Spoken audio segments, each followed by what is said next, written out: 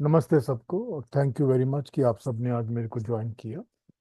एक छोटा सा श्लोक पढ़ता हूँ, उसके बाद आगे बढ़ता हूँ। इसको मैं पढ़ के बता दूं आपको। ये है, ना ही सत्यात परो धर्मः, ना सत्यात पातकम परमम। अब ये है कि सत्य से बड़ा कोई धर्म नहीं है और असत्य से बड़ा कोई पाप नहीं है। ये श्लोक का सीधा ट्रांसलेशन है। अब यहाँ पर जो सत्य है उसका मतलब सिर्फ सिर्फ ट्रू बोलना या सच्ची बात बोलना ही नहीं होता। सत्य में सत्य आचरण भी आ जाता है, सत्य व्यवहार भी आ जाता है और सत्य विचार भी आ जाता है। तो जब तक सब कुछ नहीं होगा तब तक सत्य नहीं होगा। और असत्य से बड़ा पाप कोई नहीं। अब यहाँ प्रॉब्लम ये है कि हम जब सत्य की चिंता करते हैं अपने कॉन्सेप्ट के अंदर, हमारी जो मान्यताएं हैं उसके अंदर, तो हम ये समझते हैं कि सत्य वो है जो कि अल्टीमेटली यूनिवर्सली ट्रुथ होना चाहिए। यूनिवर्सली ट्रुथ मतलब ये होता है कि मेरा सच और आपका सच नहीं होना चाहिए, वो सच होना चाहिए जो यूनिवर्सली ट्रुथ है। जो यूनिवर्सली ट्रुथ है वो सत्य है। और सत्य से वो किस कनेक्शन हम हमेशा रित के साथ जोड़ते हैं। सत्य और रित, इसके ऊपर जोड़ते हैं। तो ये हमको एक चीज यहाँ ये समझनी पड़ेगी कि जो रित होता है वो होते हैं सारे लॉज ऑफ द क्रिएटर, जो बनाने वाले के नियम हैं, जो उसने सारे सृष्टि में सारी की सारी दुनिया में जो बनाई है, उन्होंने क्रिएशन बनाई है, उसमें जो लॉज चलते हैं वो सारे लॉज रित होते हैं। तो रित होते हैं वो सारे लॉज जो कि नेचर के लॉज होते हैं और जो ह्यूमैनिटी के होते हैं और मानवता के होते हैं, इंसानियत के होते हैं या सब लिविंग बींग्स के होते हैं, सभी के लिए एक ही होते हैं। अगर आप किसी को चोट ला पहुंचाते हो तो अगले को चोट लगती है और उसका खून निकलता है, तो सारे लिविंग बींग्स का एक ही है। तो वो चोट लगाना गलत है। तो ये है कि हम उस रित को फॉलो करते हैं। तो उस रित के को फॉलो जो करते हैं, तो रित जो होता है वो सत्य की स्थापना करता है, सत्य को एस्टैब्लिश करता है। अब यहाँ पर ये बात है कि जो असत्य है और अनृत्य है वो सारा का सारा पाप है, वो गलत है। अब यहीं पर बिफोर मैं अपनी क्लास स्टार्ट करूं, आज सुबह मेरे को केतु जी ने क्वेश्चन पूछ लिया था। उन्होंने एक वॉइस रिकॉर्डिंग भेजी थी मुझे, तो उसमें उन्होंने क्वेश्चन पूछ लिया है। तो ये सत्य और असत्य से और रित और अनृत से सीधा सीधा संपर्क उनके क्वेश्चन के साथ निकलता है। उन्होंने पूछ लिया था कि धर्म क्या है। ठीक। अब ये धर्म क्या है इसके ऊपर हम पहले बात कर चुके हैं। हमारे भी इसके अपने इस क्लासेस के अंदर ही हम पहले बात कर चुके हैं। धर्म का मतलब होता है धारयति इति धर्म। धृत, जो धृत होता है उसमें धारण होता है और रित होता है। धारण और रित, ये दो शब्दों को मिलाकर धृत बनता है। तो जो धारण करने योग्य रित हैं, जब हम रितों को धारण करते हैं, जो परमात्मा के बनाए नियम, परमात्मा के बनाए लॉज, इन सब को जब हम धारण करते हैं तो धृत के ऊपर बनता है धर्म। तो दो धारण करने योग्य है, धारयति, जो धारण करने योग्य है, इति, दैट इज धर्म। तो धारण करने योग्य क्या है? धारण करने योग्य हर एक वो रित है जो परमात्मा ने बनाया है। सच बोलिए, सत्य बोलिए, अच्छे कर्म करिए, बाकी सारे लिविंग बींग्स का सम्मान करिए, अच्छी तरह रहिए, संसार का कल्याण करिए। ये सब धर्म में आ जाते हैं। ये सब कुछ धर्म के अंदर आ जाता है। तो जब आप इस धर्म को फॉलो करते हैं तो आप एक धार्मिक मनुष्य हैं और आप धर्म कर रहे हैं, धर्म का काम कर रहे हैं, धर्म के पथ पे चल रहे हैं। आप जैसे ही इसका उल्टा करते हैं तो आप अधर्मी हो जाते हैं। अब यहाँ पर क्वेश्चन ये उठता है कि जब भगवान कृष्ण कहते हैं अर्जुन को कि ये धर्म युद्ध है। तो वो धर्म युद्ध क्यों कह रहे हैं? वो कह ही इसीलिए रहे हैं कि जो गलत करने वाले लोग हैं वो हमारे सामने खड़े हैं। तो जो गलत कर रहे हैं लोग वो अधर्मी हैं। तो हमको अपने धर्म को बचाने के लिए, मानवता के धर्म को बचाने के लिए, तेरा मेरा कोई धर्म की बात नहीं हो रही यहाँ पर। यहाँ पर जनरल सोसाइटी और मानवता के धर्म को बचाने के लिए हमको ये युद्ध करना पड़ रहा है। अब वो अधर्मी क्यों है? वो अधर्मी इसीलिए है क्योंकि वो पाप कर रहे हैं, वो गलत कर्म कर रहे हैं। अब एक जगह उन्होंने इसमें बात करते हुए, एक जगह उन्होंने इस बात पे बात करते हुए, दो एक बातें इस पर और बताऊंगा। एक जगह उन्होंने बात करते हुए बड़ी क्लियरली आतताई की बात की है कि आतताई कौन होता है। आतताई का मतलब आतंकी, आतताई का मतलब टेररिस्ट, आतताई का मतलब जो आतंक पैदा करता है वो आतताई। तो आतताई कौन होता है? उन्होंने 6 अलग अलग उसकी क्लासेस, कॉजेस बता के हमको समझा दिया।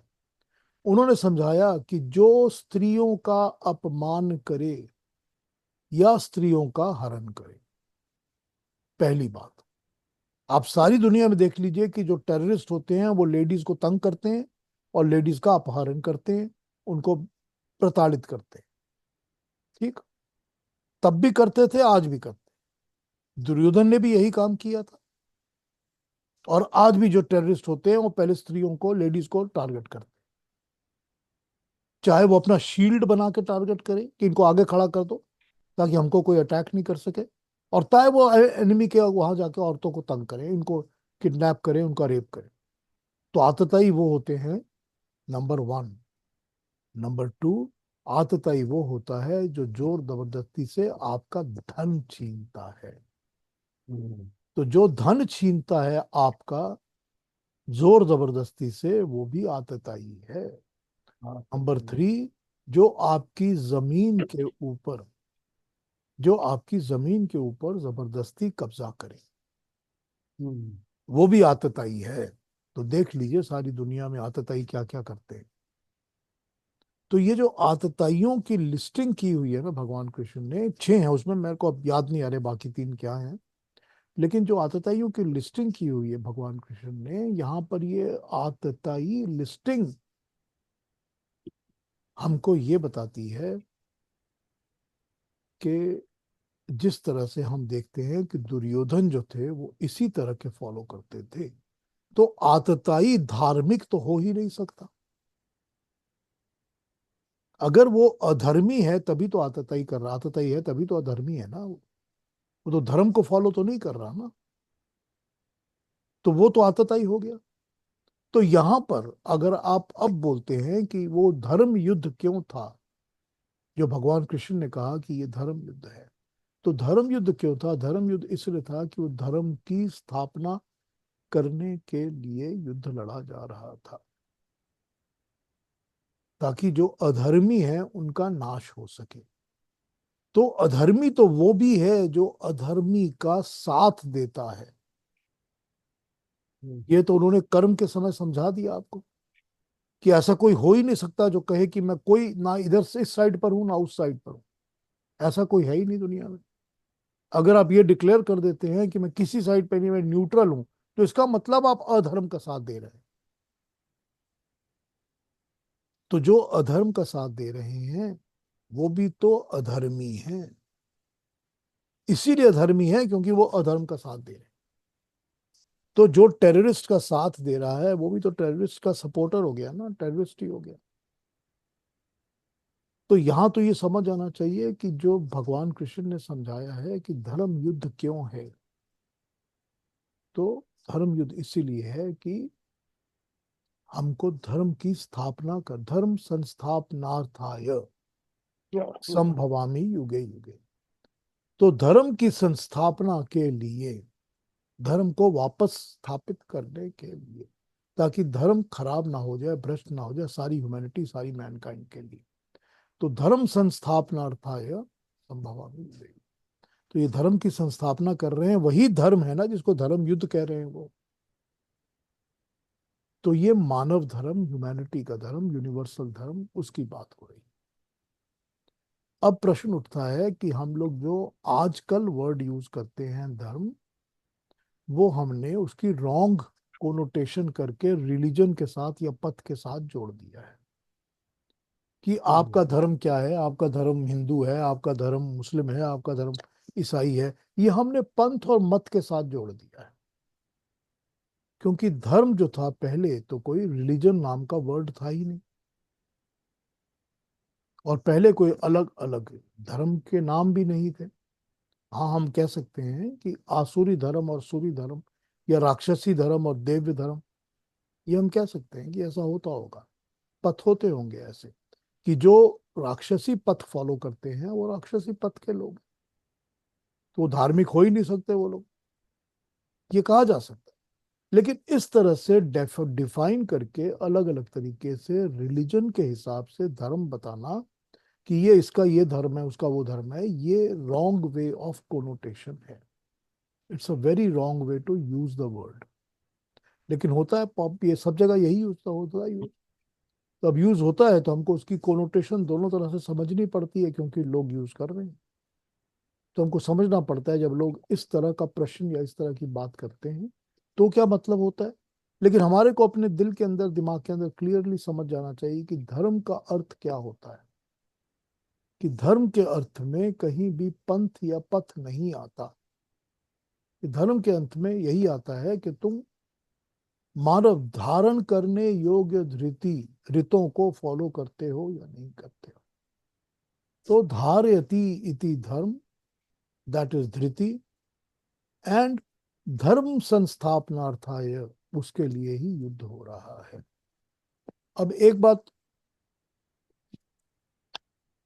बात और आती है, वो ये आती है कि भगवान कृष्ण इसको अर्जुन को कहते हैं कि तू स्वधर्म का पालन कर। तो अब स्वधर्म क्या है? स्वधर्म मतलब मेरा धर्म, मेरा अपना स्वधर्म, मेरा धर्म क्या है? तो भगवान कृष्ण जब ये कहते हैं कि स्वधर्म का पालन कर, तो वो किस बात को कहना चाहते हैं? वो कहना चाहते हैं कि तूने जो जो तेरी पैदाइश है, नंबर वन, तू जहां पैदा हुआ है, तू जिस कुल में, जिस परिवार में, जिस एनवायरनमेंट में पैदा हुआ है, उसके बाद तेरी अपब्रिंगिंग जो है, तेरी नेचुरल इंक्लिनेशंस जो हैं, तेरी एजुकेशन, तेरी एक्सपर्टीज और ट्रेनिंग, ये जो है ये सब तेरा स्वधर्म है। तू क्षत्रिय है, तू क्षत्रिय कुल में पैदा हुआ है, तू क्षत्रिय माता पिता के घर पैदा हुआ है, तो ऐसे लोगों में पैदा हुआ है जो कि वीर पुरुष थे, जिनका काम ही था कि वो शस्त्र अस्त्र का क्या पालन करते थे, शस्त्रों का भी, अस्त्रों का भी, लड़ाई का भी, सब चीजों का पालन करते थे। तो तेरा धर्म बन जाता है, और तू उसी तरह एजुकेटेड है, एजुकेशन भी तुमने सारी वही ली है और तेरा स्किल और एक्सपर्टीज भी उसी में, और तेरी ट्रेनिंग भी सारी उसी में। तो जिस चीज में तेरी ट्रेनिंग है, तेरा स्किल है, तेरी नेचुरल एबिलिटीज है, natural abilities towards what you want to do, वो तुम्हारा स्वधर्म है। क्योंकि क्योंकि तुम्हारा जन्म तो परमात्मा ने करके कंट्रोल में है ना। उसने ही तो कंट्रोल करके तुमको ऐसी जगह पे जन्म क्यों दिया है। तो उसने दिया जब है तो उसका पालन करो। तो दूसरी बात ये हो जाती है कि जब हम स्वधर्म की बात करते हैं तो भगवान कृष्ण स्वधर्म को इस तरह समझाते हैं। तो दोनों बातें बोलते हैं, तू स्वधर्म का पालन कर तो तू युद्ध कर, और फिर धर्म की संस्थापनार्थाय तो फिर युद्ध कर। तो जब धर्म की संस्थापना करनी होती है तब स्वधर्म की संस्थापना नहीं हो रही। संस्थापना तो धर्म की हो रही है जो कि यूनिवर्सल है सारे समाज के लिए, लेकिन स्वधर्म के द्वारा ही यूज करके हम धर्म की संस्थापना कर रहे हैं। कॉम्प्लिकेटेड लग रहा है? नहीं, ठीक है। तो ये समझना पड़ेगा जब हम धर्म शब्द को समझ रहे हैं तब। धर्म का मतलब कहीं पर भी रिलीजन या पंथ या मत नहीं होता। अब जब आप कहेंगे कि नदी जो होती है, नदी का धर्म है बहना, तो नदी तो बहती रहती है, उसका धर्म है बहना। पानी का धर्म है कि ऊपर से नीचे गिरता है और ठंडा होता है। तो आप यहां पर धर्म को कैसे यूज कर रहे हैं? आप तो कह नहीं रहे ना कि वो हिंदू है कि मुसलमान है कि क्रिश्चियन है कि क्या है। आप तो ये कह रहे हैं कि उसका नेचुरल स्वभाव क्या है, वो रित कौन सा है जिसको वो फॉलो करेगा। जिस रित को फॉलो करेगा, यानी कि परमात्मा के सृष्टि के बनाए नियम पे चलेगा, तो धर्म के पथ पे चल रहा है। ठीक। अगर वो परमात्मा के बनाए नियम के अगेंस्ट जाएगा तो धर्म के पथ पे नहीं चल रहा, अधर्मी है। तो जितनी भी चीजें हम जहां भी हम धर्म के लिए यूज करते हैं, धर्म पत्नी क्यों कहते हैं? हम्म। धर्म पत्नी इसलिए कहते हैं क्योंकि आपने बिना जोर जबरदस्ती के धार्मिक तरीके से उसको स्वीकार किया है अपने जीवन में, और रादर रादर उसने आपको स्वीकार किया है अपने जीवन में। क्योंकि आपको पता होना चाहिए कि जो मान्यताएं हैं उसके हिसाब से ये स्त्री का अधिकार होता है कि वो पति को सेलेक्ट करे या स्वीकार करे। हम्म। इसी को तो हम स्वयंवर कहते थे ना पुराने जमाने में। हाँ। लेकिन जो विवाह का, जब हम आज भी जब हम विवाह के मंत्र पढ़ते हैं और शादी के जो सारा रिचुअल कराया जाता है, सात सात फेरे कराए जाते हैं, उसमें कहा जाता है कि ये पहला अधिकार स्त्री का होता है कि वो वर्ण करे। पहले स्त्री जो है वो वरमाला पहनाती है अपने हस्बैंड को, स्त्री पहले पहनाती है, तो ये उसका अधिकार होता है। तो धर्म के हिसाब से जो स्त्री अपने अधिकार से आपका वर्ण कर रही है पुरुष का, वो धर्म पत्नी है। ठीक। अब मैंने आपको धर्म शब्द के अलग अलग एप्लीकेशंस बहुत सारे बता दिए हैं। मैं कंफ्यूज नहीं करना चाहता था, लेकिन अब भी कोई क्वेश्चन है इसके बारे में तो पूछिए। नहीं, बहुत स्पष्ट रूप से बता दिया पीयूष जी आपने डिफरेंशिएशन की। पहले कौन सा, पहले धर्म की परिभाषा क्या थी, अभी धर्म की परिभाषा क्या है, स्वधर्म की परिभाषा क्या है, और धर्म पत्नी के के बारे में। That was quite interesting. कुछ एनलाइटनमेंट हुआ है मुझे थोड़ा इसके बारे में। अभी ये एप्लीकेबल वर्ड आज के दुनिया में अलग हो गया है, दूसरी बात है। लेकिन लेकिन उसका रियल मतलब तो वही है ना जो हमने बताया आपको। हाँ जी, नहीं बिल्कुल, बहुत बहुत धन्यवाद, आपने स्पष्ट कर दिया बिल्कुल। Thank you. Very thank you. Interesting too. Thank you. हाँ पीयूष जी। जी, हाँ मनीषा जी। नमस्ते। नमस्ते, कैसे हैं आप? सब ठीक है? बताइए मनीषा जी। जी, मैं जो कहूंगी उसका कोई बुरा ना माने, और ये भी कहूंगी मुझे क्षमा करें अगर मैं कुछ गलत कहूं। तो दो सवाल थे। एक तो कि जो आतताई के बारे में आपने बताया, तो क्या इसका मतलब है कि सारी सोसाइटीज दुनिया में सारी आतताई बन चुकी हैं? क्योंकि हर सोसाइटी में जानवरों का वध होता है, हर सोसाइटी में कहीं ना कहीं स्त्री का कोई अपमान होता है, और हर सोसाइटी में गरीबी है, हर सोसाइटी में इनइक्वालिटी है, वेल्थ की इनइक्वालिटी है, हर सोसाइटी में ये भी कहना चाहिए कि झूठ है, फरेब है, ये सारी बातें चल रही हैं। तो क्या कहना चाहिए कि सारी मानव जाति ही बिल्कुल आतताई बन चुकी है? इसका जवाब ये है कि सारी मानव जाति में अच्छे भी हैं बुरे भी हैं। तो धार्मिक लोग भी हैं, अधार्मिक भी हैं। तो धार्मिक जो हैं वो तो फॉलो करते हैं, जो अधर्मी हैं वो आतताई भी हैं। तो सारी की सारी सोसाइटी में ऐसे लोग होते ही हैं, हमेशा ही हैं। तो अगर हम ये देख लें कि वो एक ही तो सोसाइटी है जिसका हम नाम लेते हैं कि सारा कुरु परिवार एक है, कि वो कुरु वंश के लोग हैं, मगर उस कुरु वंश के लोगों में भी तो हम देखते हैं कि जो धार्मिक हैं और अधार्मिक हैं और आतताई। जी। तो ये तो सारी सोसाइटी का डिवीजन इसी तरह होता है कि इसमें धार्मिक लोग भी होते हैं, अधार्मिक भी होते हैं, आतताई भी होते हैं, स्वधर्मी भी होते हैं, अच्छे कर्म करने वाले भी होते हैं।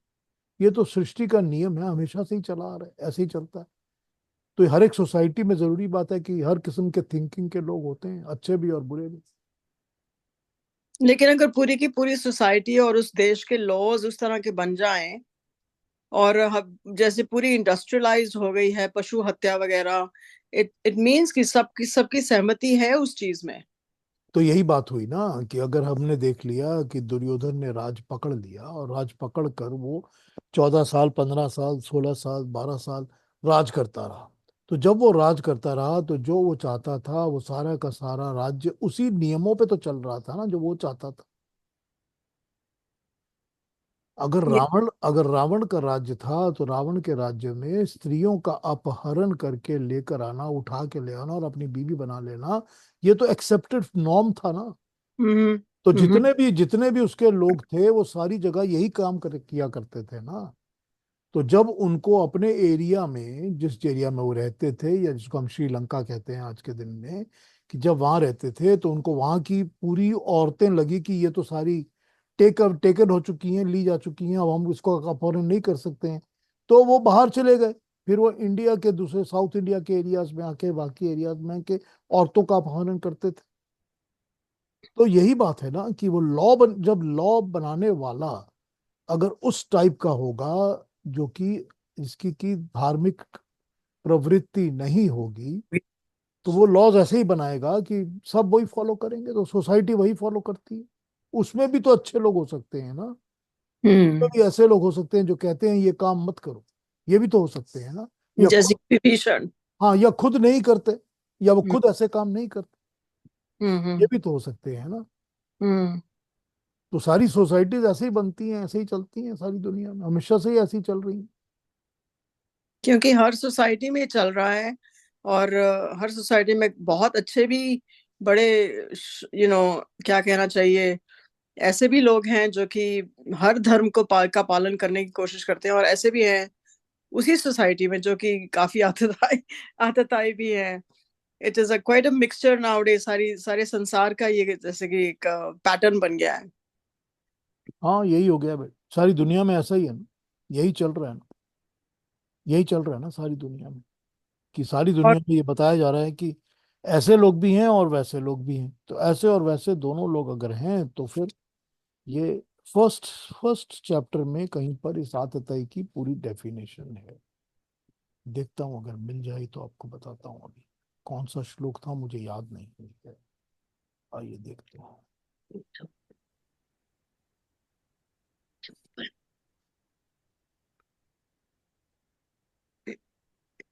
जो मनीषा ने कहा, बात यह है कि सतयुग में देखें तो भी कुछ हो रहा था।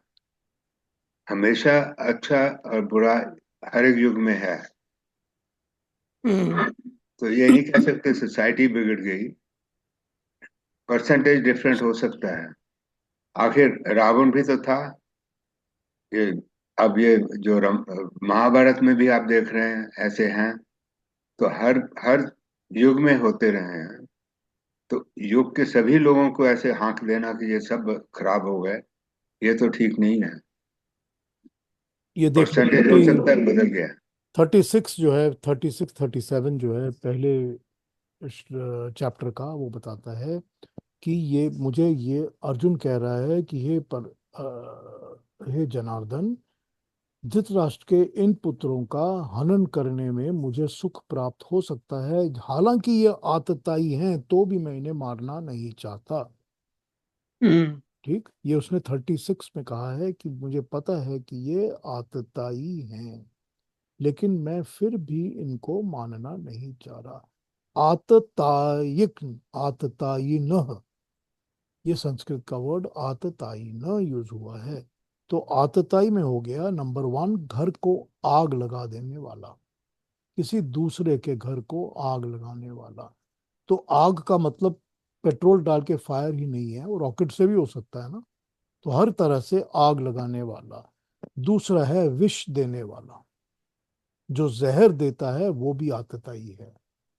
तीसरा हो गया यहाँ पर हाथ में शस्त्र लेकर अटैक करने वाला या शस्त्रों के साथ अटैक करने वाला। हम्म।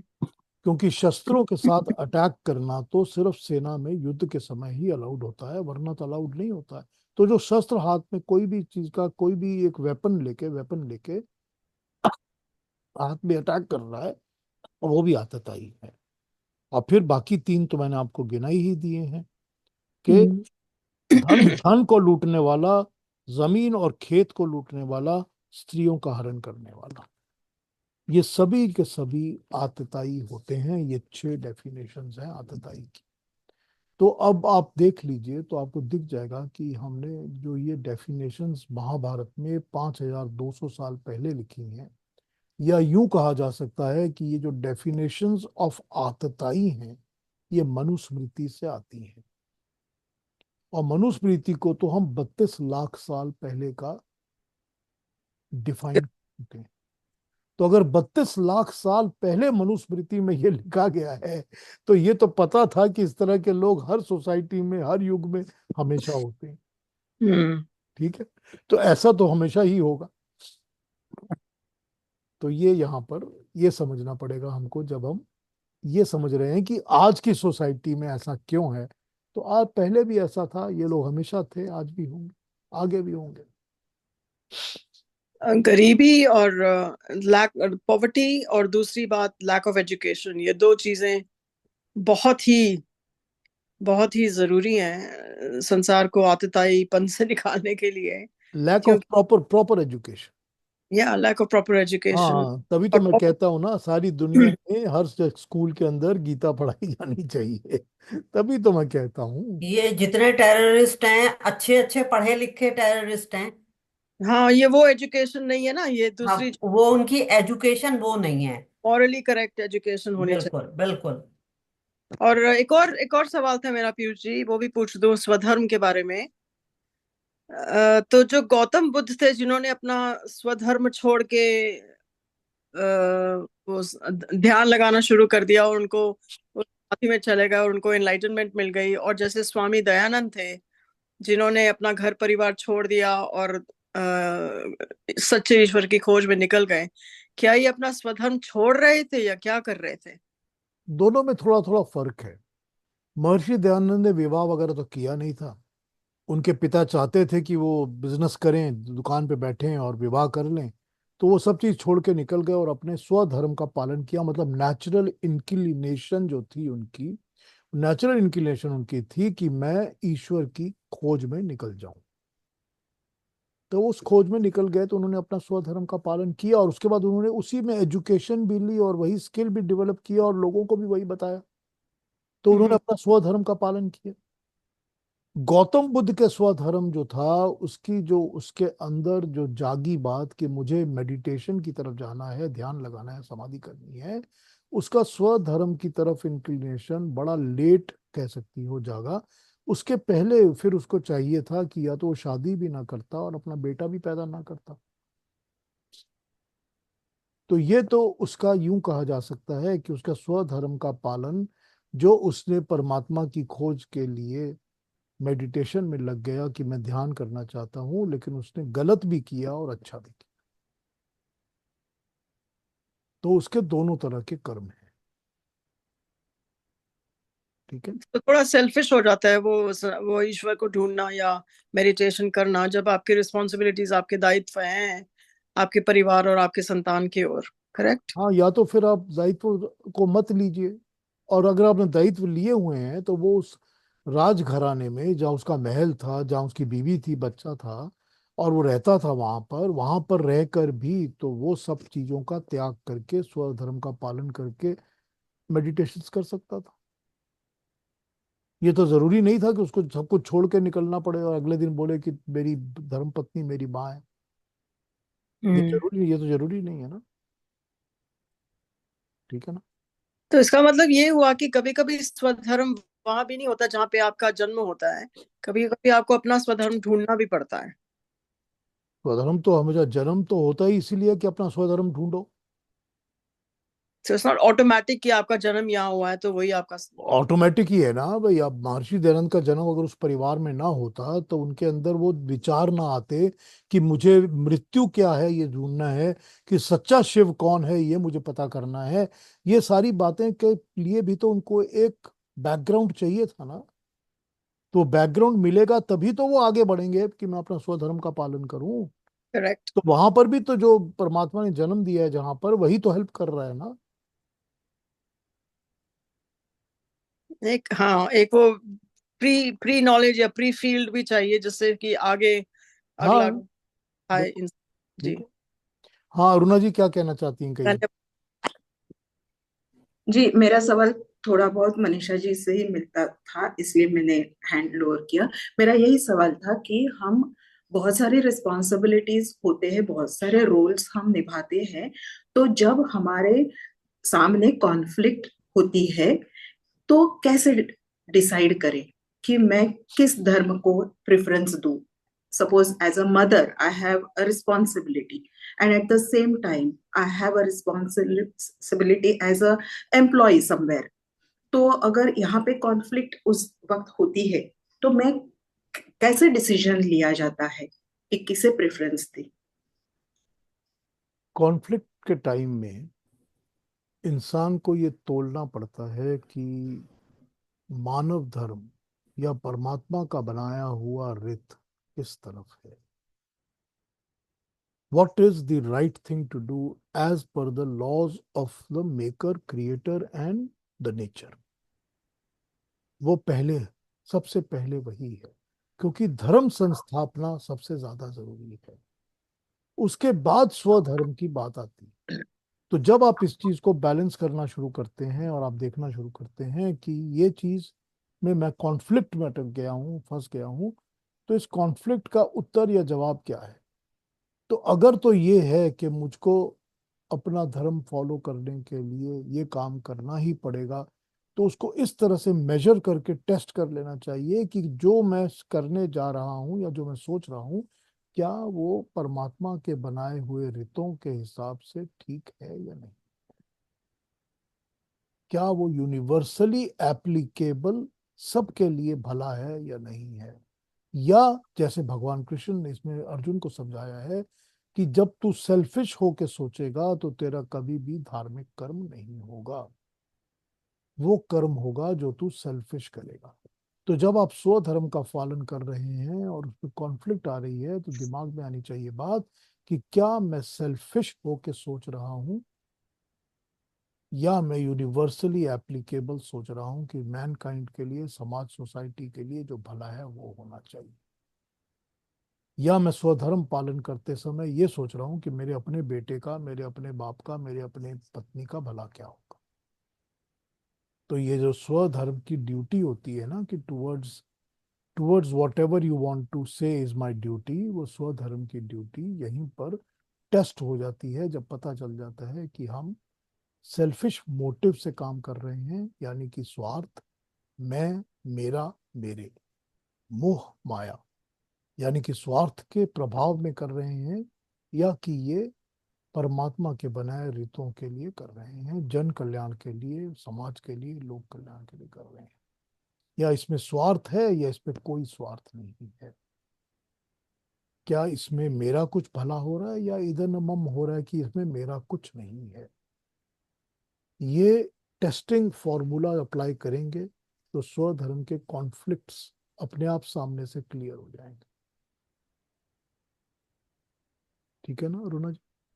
जी, धन्यवाद। कोई अगर ऐसा एग्जाम्पल मन में आ रहा है जो लग रहा है कि कॉन्फ्लिक्ट कर रहा है, तो आप पूछ सकती हैं अगर आप चाहें तो। नहीं नहीं मैं नहीं, मैं एक मिनट केतु जी। हाँ नहीं नहीं, मैं सेटिस्फाइड हूँ आपके आंसर से। ऐसे हाँ। कोई एग्जाम्पल नहीं। Thank you very. मुझे कुछ कहना है। हाँ एक मिनट, पहले केतु जी आप कहिए पहले। हाँ, यहाँ मुझे सिर्फ अरुणा जी का जो प्रश्न था उसमें परिस्थिति क्या है ये भी देखनी है।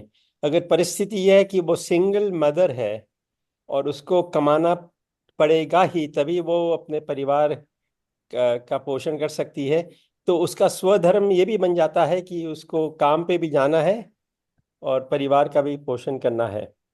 सो परिस्थिति के ऊपर भी निर्भर करता है कुछ हद तक। ठीक है, यहाँ कॉन्फ्लिक्ट तो कुछ है नहीं। कॉन्फ्लिक्ट नहीं है इसमें कुछ। ठीक है, डॉक्टर साहब आप क्या कहेंगे, कहिए। मैं ये कह रहा था कि ये जो स्वधर्म है, मुझे लगता है इसका मीनिंग बहुत गलत लिया जा रहा है। स्वधर्म जो भी कह, ये नहीं है कि किस परिवार में पैदा हुए हो, वो मनुष्य धर्म है।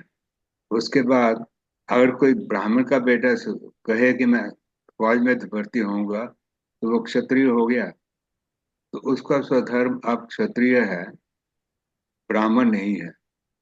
लेकिन ओवर द इयर्स ये बदलता बदलता ये हो कि ब्राह्मण का बेटा ब्राह्मण ही है, चाहे वो कुछ भी करे। तो स्वधर्म और पारिवारिक धर्म में ये, मुझे तो लगता है कि ये अंतर है कुछ। अब यहाँ पर प्रॉब्लम ये है कि आपने पहले ये समझ लिया कि उस समय जन्म जो था वो जन्म के हिसाब से वर्ण का सिलेक्शन होता था। ये नहीं होता। ये भगवान कृष्ण बड़ी क्लैरिटी से कह चुके हैं कोई कि जन्म चाहे कैसा भी हो वो वर्ण का नहीं होता, कर्म से ही होता है।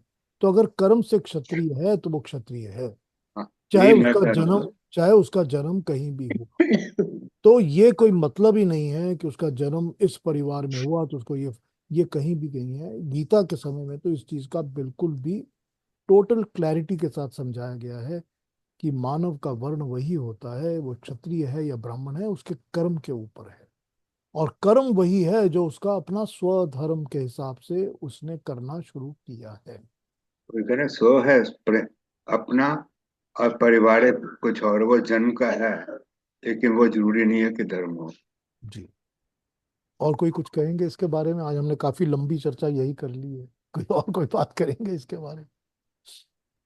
एक एक छोटा सा एग्जांपल यहाँ पे हुआ था रिसेंटली कि एक डिलीवरी ड्राइवर को सैक कर दिया गया था क्योंकि वो डिलीवरी करते करते बीच में उसने रुक के अपनी पत्नी को हॉस्पिटल जाके वो छोड़ आया। तो इसके लिए उसको डिविएट ऑब्वियसली करना पड़ा अपने रूट से और इसके कारण उसको सैक कर दिया गया। सो पीपल आर कंप्लेनिंग कि क्यों उसको सैक किया, वो तो ठीक कर रहा था अपनी पत्नी के लिए, he was dropping her of.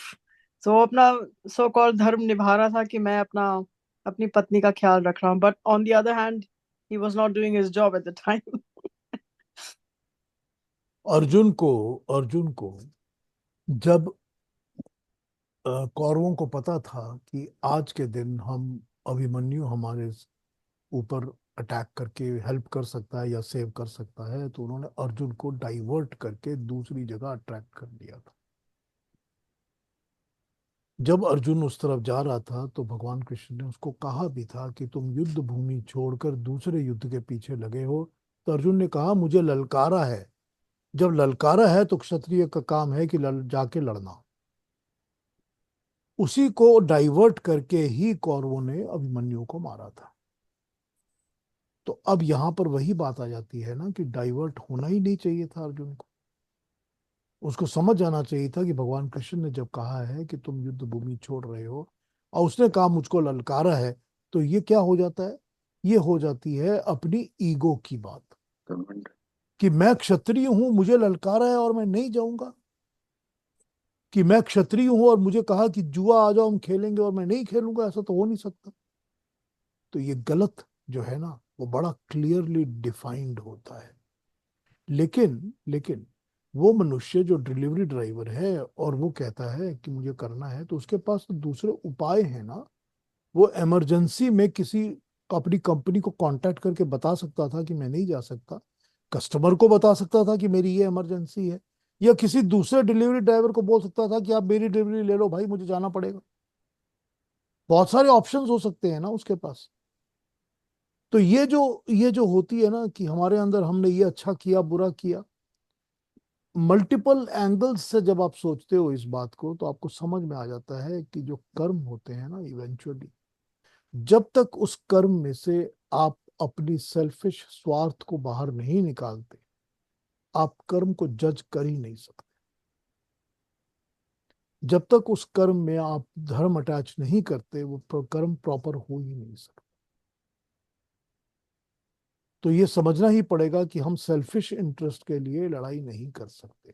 नहीं कुछ कर सकते। हमको सोसाइटल इंटरेस्ट के लिए, धर्म की संस्थापना के लिए करना पड़ता है।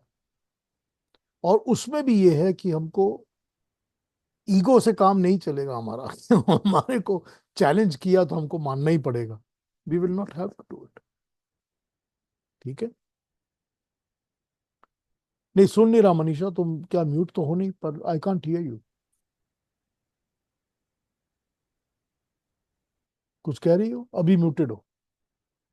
अब अनम्यूट करो और बोलो अगर क्या बोल रही हो। हाँ जी। नहीं सॉरी, एक फोन कॉल आ गई थी बीच में, sorry about that.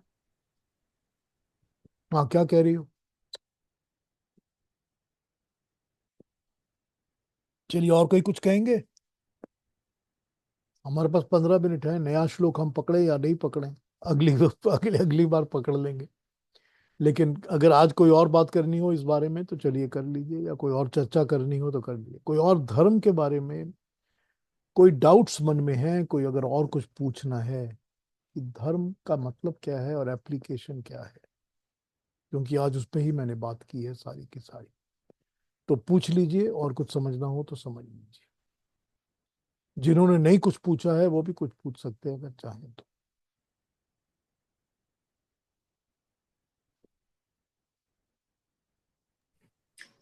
Piyush ji, मैं एक बात पूछना चाहती हूँ। अरुणा जी, हाँ जी। अ, पता नहीं, यानी मैं जो पूछ रही हूँ वो सही पूछ रही हूँ या नहीं, लेकिन आप समझ लेते हैं इसलिए मैं पूछती हूँ कि ये मेरा एक्सपीरियंस मैं महसूस कर रही हूँ, जो मैं आपके साथ शेयर कर रही हूँ, कि जैसे जैसे हमने आपके साथ ये क्लास करते हैं, सुनते हैं, स्क्रिप्चर्स को सुनते हैं, रीत की बातों को सुनते हैं, तो एक धीरे धीरे ऐसे ट्रांसफॉर्मेशन मैं महसूस करती हूँ कि छोटी छोटी बात भी हमसे गलत होती है तो बहुत खुद को ऐसे हम फील करते हैं, खुद से होती है, या दूसरे भी रास्ते पे जाते जाते भी कोई गलत चीज दिखाई देती है तो एक मन कहता है जाने दो, हमें पता नहीं है एग्जैक्टली क्या है डिटेल्स, लेकिन फिर भी इतना मन को दुख होता है। तो क्या ये ठीक है या कुछ थोड़ा पागलपन की तरफ तरफ जा रहे हैं? कुछ समझ में नहीं आता ये क्या होता है। देखिए अरुणा जी, सबसे पहला जो करेक्शनल स्टेप होता है ना, कि हमने अगर कोई चीज को सीखा है, कोई ज्ञान हमको मिला है, हम गीता के ज्ञान को प्राप्त कर रहे हैं, तो सबसे पहला करेक्शनल स्टेप अपने अंदर अपने ऊपर ही होता है। हमारा कंट्रोल सिर्फ अपने ऊपर, अपनी थिंकिंग पर, अपने कर्म पर है, बस। हम किसी दूसरी चीज को कंट्रोल नहीं करते। तो ये जरूरी है कि इंसान के मन में अपने ही अंदर ये करेक्शनल स्टेप स्टार्ट हो जाते हैं जब ज्ञान को धारण करता है। अगर वो सुन रहा है कि हम ये लेक्चर तो सुन रहे हैं, और सुन के हम अगले दिन भूल जाते हैं कि क्या बोला, या हम यूं ही बैठे हैं कि हम सबको बताना चाहते हैं कि हम तो एक गीता की क्लास अटेंड कर रहे हैं, तो फायदा कुछ नहीं है। फायदा तो तभी है जब इंसान और हम में से सब इस चीज को अपने जीवन में उतारेंगे, और उतार के उस ज्ञान को अपने ऊपर अप्लाई करेंगे, और हमारी अपनी थिंकिंग को हम चेंज करेंगे। और जब ये होना शुरू होता है तो आपने बिल्कुल ठीक कहा है, अपनी छोटी छोटी छोटी छोटी गलतियां, छोटे छोटे विचार सब ऐसे उमड़ के सामने आ जाते हैं कि देखो, मैं तो सारी जिंदगी का चिट्ठा खोल के रख दूं आपके सामने कि ये गलतियां मैंने की हैं सारी। इसी तरह होता है कि हमको अपने रोज everything, even a single thought, कोई थॉट दिमाग में आता है ना, तो इमीडिएटली लगता है कि अरे मैंने गलत सोच लिया। और फिर होता है कि मैं गलत क्यों सोच रहा हूं, और फिर होता है कि मुझे दोबारा गलत नहीं सोचना। ये सारी की सारी चीजें 1 2 3 4 करके एक के बाद एक होने लग जाती हैं अपने अंदर। और आपने ठीक कहा, कभी कभी तो लगता है कि पागलपन है ये, पर पागलपन ही तो हमको क्योर करता है ना अपने अंदर से। हमको तो अपने आप को, अपने अंदर अपनी आत्मा को शुद्ध करना है ना।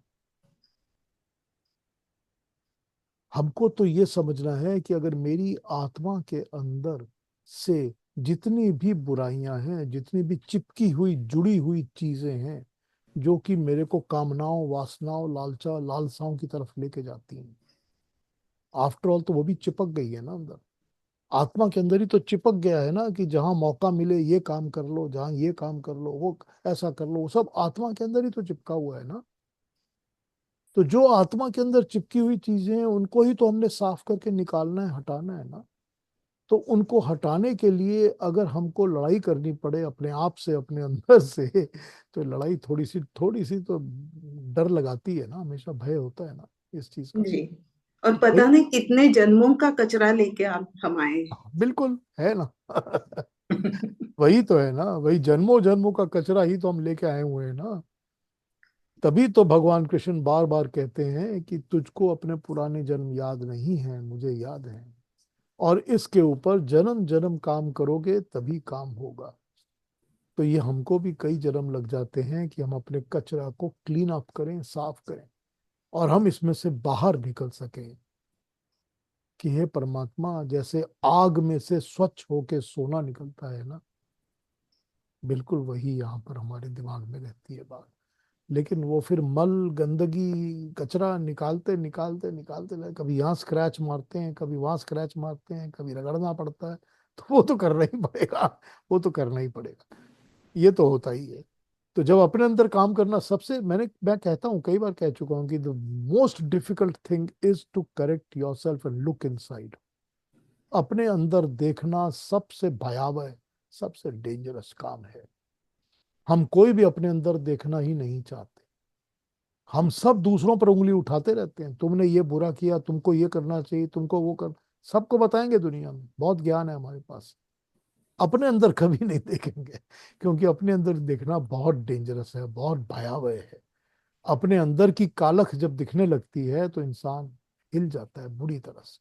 तो वही है डर, कि अपने अंदर देखने से जो डर लगता है ना, और करेक्शन करने से तो और भी ज्यादा डर लगता है। कि जब अंदर करेक्शन करने लगता है इंसान तो और भी ज्यादा डर लगता है। अब योग दर्शन तो इसको बहुत ज्यादा डिटेल में समझा देता है हमारे को, कि किस तरह से एक एक इन्फ्लिक्शन जो दिमाग के अंदर, ख्यालों के अंदर बैठी है, उसको किस तरह से उठा उठा के एक एक करके कॉन्फ्रंट करके उसको बाहर निकाला जाए। ये तो योग दर्शन हमको समझा देता है, मगर उसको करना इतना मुश्किल है। बिल्कुल आपने ठीक कहा अरुणा जी, बिल्कुल।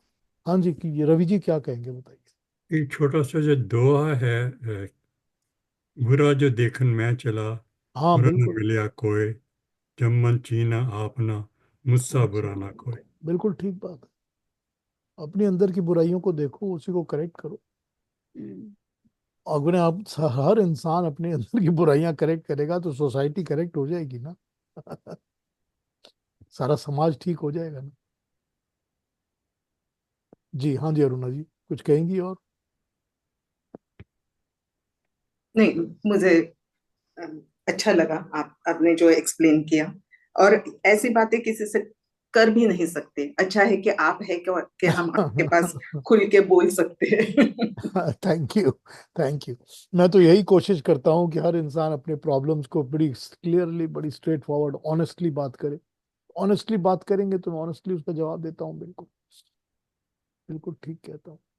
सही कहा इंदिरा जी आपने, कि एक प्लेटफॉर्म तो हमें ऐसा मिला हुआ है जहाँ पे हम अपने मन की बातें शेयर कर सकें और उसके आंसर मिल सकें। Exactly. सही बात है। ये इसमें से भी आप सोचें कि कोई किसी का मजाक उड़ाए या कुछ करे, ये अलग बात है। किसी के दिल के अंदर, वही तो बात है ना, अपने अंदर झांक के कभी नहीं देखते कि हम क्या सोच रहे हैं। दूसरों की कह देंगे कि फलाना सोच रहा है हमारे लिए। एक बात इस ग्रुप में है, कोई बुरा नहीं मानता है। हाँ, ये यही तो बात है, तभी तो कर ले रहे हैं ना। हम्म। यदि किसी को बुरा लगे तो कोई बात ही ना कर सके किसी से। नहीं, बुरा बुरा पीयूष जी ने मानना ऐसी स्पेस क्रिएट किए है कि जहाँ किसी को खराब ही नहीं लगता है। बुरा नहीं तो इसीलिए, देखिए ये देखिए, प्लेटफॉर्म इसीलिए है ना इस कि हम अपने स्पेस को में सुधार जादू है सकें। सही पीयूष बात है। जी। और होना भी चाहिए ऐसा ही। होना तो यही चाहिए ना। हाँ, बिल्कुल। बिल्कुल। तभी नहीं तो वही हम मैं कह रही हूँ ना। एक दूसरे की भावनाओं की कद्र करनी चाहिए हमें। हम्म। तभी तो हम इसको अपना परिवार समझते हैं ना। हाँ बिल्कुल। और ये यही एक है कारण के मतलब एक वो है कि इस प्लेटफॉर्म पर हम अपने को सुधार सकते हैं। हाँ। वरना ज्ञान का फायदा क्या है? किसी ज्ञान का फायदा क्या है अगर उसको अप्लाई ना करें तो? नहीं, वो तो युक्ता जी, हम एक भी अपने अंदर झांक के एक बुराई को भी सोचें कि आप दूर कर सकें तो आप उसके लाइन में लग जाएंगे। बिल्कुल ठीक बात है। सिर्फ ये है कि अपने अंदर झांक के उसको सुधारने की। झांक के तो देखो ना अपने अंदर। हाँ, और बिल्कुल सबसे बड़ी बिल्कुल बात तो यह बिल्कुल, है कि अपनी झांकता हर गलती को इंसान है पहचान पीयूष सकें। जी। अपनी गलती को पहचानना और स्वीकार करना ही पहचानना बहुत सबसे बड़ी बड़ी बात है। बात है। बहुत बड़ी झांकते एक्नॉलेज, तो बात है सब कि हैं, स्वीकार करें उसको। एक्नॉलेज करना। हाँ एक्नॉलेज करना जरूरी है। देखिए, जब तक आप बीमारी को एक्नॉलेज नहीं करेंगे तब तक आप उसका इलाज नहीं कर सकते। बिल्कुल आपको डायग्नोज करनी पड़ती है ना। जब डायग्नोज बिल्कुल करते हैं तभी तो मेडिकेशन आती है ना। तो जब तक अपने अंदर की प्रॉब्लम को डायग्नोज नहीं करेंगे, उसको एनालाइज नहीं करेंगे, एक्नॉलेज नहीं करेंगे, आप उसकी करेक्शन कैसे कर सकते हैं? एक और बात है पीयूष जी, जी रवि जी। अगर मैं अपने आप को मैं ठीक कर लूं, अच्छा बनाऊं, तो कम से कम दुनिया में एक आदमी तो अच्छा कम हो गया ना, बुरा। ठीक है। हाँ जी, और कोई कुछ कहेंगे? कोई कमेंट्स? एक पीयूष जी, स्पेस में एक और अच्छी बात है, ये एक तो जादू की स्पेस है, दूसरा एक दूसरे का अच्छा बोलते हैं, एक दूसरे का बुरा नहीं बोलते हैं। जी बिल्कुल। किसी के मन में किसी के प्रति कोई बुरा भाव ही नहीं है, तो और हो भी क्यों? सब अपनी अपनी तरफ से अपनी खोज में लगे हुए हैं। सब इसीलिए तो यहाँ पे इकट्ठा हुए हैं हम, क्योंकि हम सब अपनी अपनी खोज में लगे हैं और सब अपना अपना सुधार करना चाह रहे हैं और सब जिज्ञासु हैं, और पीयूष जी हमें ज्ञान दे रहे हैं। नहीं, पीयूष जी ने तो ज्ञान खैर बहुत अच्छा ज्ञान दिया है। ज्ञान तो भगवान कृष्ण ने दिया है, गीता में मैं जो भी बता रहा जिसने हूँ, भी आप दिया लोगों है को बता रहा हूँ बस। वो ही ना, भगवान कृष्ण भी मैसेंजर बन के आए थे भगवान के। ऐसे ही आप भी मैसेंजर बन के आए हो हमारे लिए। ये जो स्किल है ना पीयूष जी, जो कि बहुत ही कठिन से कठिन कॉन्सेप्ट को बिल्कुल सरल भाव में समझाना, वो आप कर रहे हो। That is a very priceless job that you are doing. Hmm thank you, thank you. धर्म की, स्वधर्म की इतनी डिटेल में आपने आज बता दिया कि बहुत ज्यादा क्लियरिटी हो गई। Thank you. I only try my best, that's all I नहीं कैन। नहीं नहीं, बिल्कुल बिल्कुल। मैं सिर्फ क्योंकि कोशिश। मैं कल ही आपको, मैंने सुबह ही आपको बताया ना कि धर्म के बारे में ऐसे मैं किसी पढ़ रही थी। जैसे मैं यहाँ पे इस घर में जब हम लोगों ने परचेज किया तो हमारे बगल में कोई दूसरे और आए, तो उन्होंने पूछा जी आपका धर्म क्या है। मैंने ऐसे कह दिया वी आर इंडियन। तो कह रही नहीं आप आपका धर्म तब मेरे को समझ नहीं आया, तो मैं जवाब नहीं दिया, मैंने कहा वी आर इंडियन बस। वो हैं श्रीलंकन। हाँ, वहाँ धर्म की परिभाषा यहाँ पर आजकल के लिए बिल्कुल नैरो परिभाषा, रिलीजन हो गई है। हाँ, यही बात कर रहा हूँ। क्योंकि डे बाय डे जो है ये परिभाषा जो है, ये परिभाषा ना हो तो हम किसी से आपस में लड़ाई झगड़ा करें ही ना।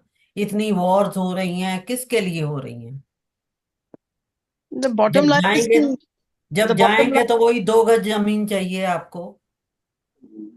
The bottom line is we are all human beings, और हम ह्यूमन बीइंग्स को एक दूसरे को अगर हम प्रेम से और कद्र से और प्यार से, रिस्पेक्ट से अगर बिल्कुल एक बिल्कुल। दूसरे के साथ करें, बर्ताव करें। घूमने आप जाना है। पता है मैंने क्या देखा है, हमारे घर के बागीचे में हमारा एक बर्ड फीडर है, और उस बर्ड फीडर में मैं देखती हूँ जब एक तरह के पक्षी उसमें से खा रहे होते हैं, दूसरी तरह के पक्षी उनको तंग नहीं करते।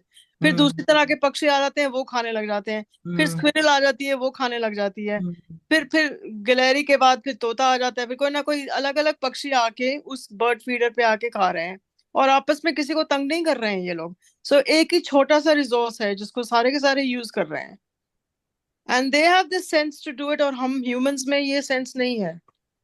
तो तभी तो हम बिल्कुल नहीं है। हम ह्यूमन बींग्स जो लोग तंग करते हैं उनको फिर पंछी बन के जन्म लेना पड़ता है ना, सीखने के लिए।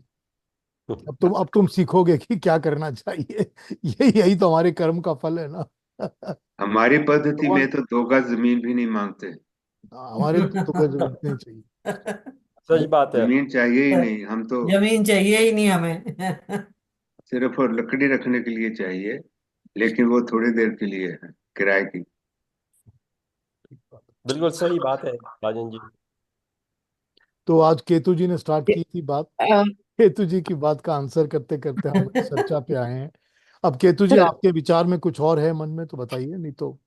नहीं नहीं नहीं, बिल्कुल बिल्कुल स्पष्ट रूप से आपने बता दिया है। और इससे इसका क्या हुआ कि इसका लाभ औरों को भी काफी मिला।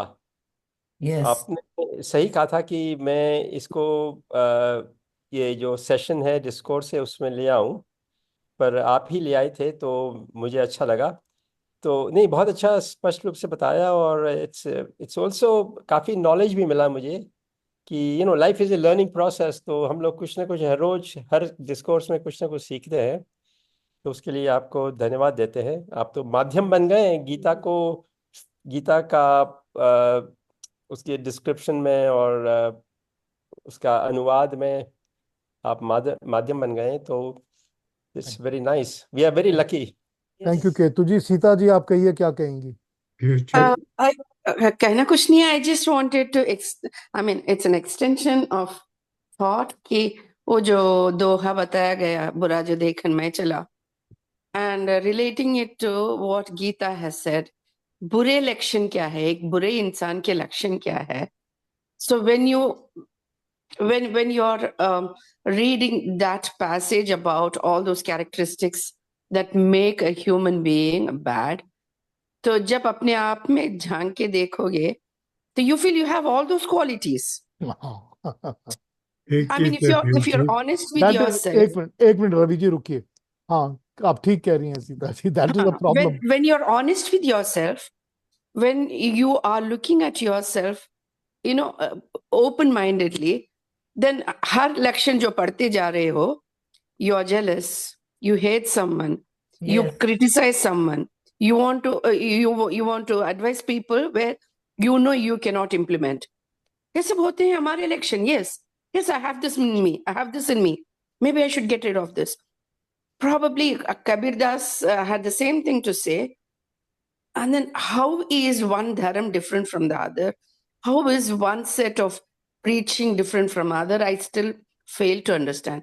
वही जो कहते हैं ना कि when I start looking at myself, I don't have time to look at others' mistakes. So if you, in all honesty, if you want to correct yourself, keep looking at yourself. This is there is so much to correct that you don't have time to look at others. time to look at others, leave alone correcting. You बिल्कुल don't सही have the कहा time to look at others' negatives at all. आपने, So ठीक कहा आपने। इतनी छोटी सी चीज आपने कितना, मतलब you illustrated it so well.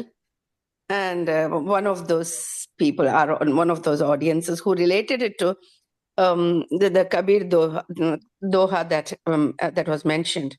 Yes. This had a heavy impact on me as a child, and till today, whenever I have something to say, when I'm angry and blurt out in all, I mean, if I have to admit honestly, I blurt out something, you're this, and then immediately the doha comes back to my mind. I said, what am I doing? I mean, I'm also like this. Why? How can I say something like that? I think this is what is growing up. This is what is learning, rather. This is what is like realization. This is what should happen. It should happen like this. It This should is what happen, should yeah. happen to Not that all it of us. happened with me still. I'm still growing. I'm still growing. Will keep growing, I guess.